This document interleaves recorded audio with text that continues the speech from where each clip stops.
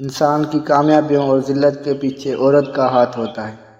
مضبوط لوگ خاموش رہتے ہیں، کسی سے شکایت نہیں کرتے۔ کسی کو نصیحت کرنا آسان ہے مگر کسی سے نصیحت سننا بہت مشکل ہے۔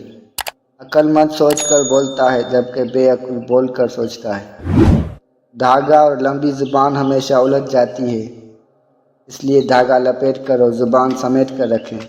خواہشوں کو بے لگام مت چھوڑو، یہ باغی ہو جائے تو حرام حلال جائز ناجائز کچھ بھی نہیں دیکھتی۔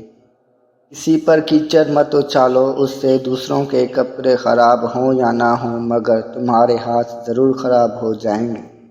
چلتے وقت خیال رکھو کہ تمہارے پاؤں سے اٹھنے والی دھول کسی کی آنکھوں میں جا کر اس کی منزل کے نشان نہ چھین لے۔ بہت احتیاط کیجیے، آپ کے بچے نصیحت کو نہیں آپ کے کردار کو اپنائیں گے۔ جب تک بات آپ کے دل میں ہے آپ کی طاقت ہے، جب زبان پہ آ جائے گی آپ کی کمزوری بن جائے گی۔ مسکراہٹ ایک دعا ہے، لیا کیجیے دیا کیجیے۔ حرام کمائی اگرچہ شکلیں نہیں بگاڑتی لیکن نسلیں ضرور بگاڑ دیتی ہے۔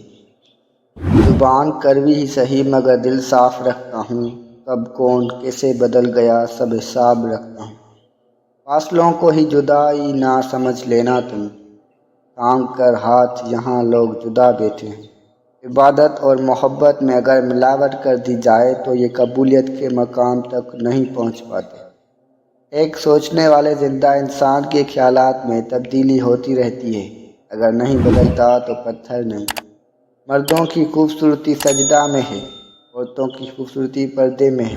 اس توجہ کا کوئی فائدہ نہیں جو کسی کو احساس دلا کے حاصل ہو۔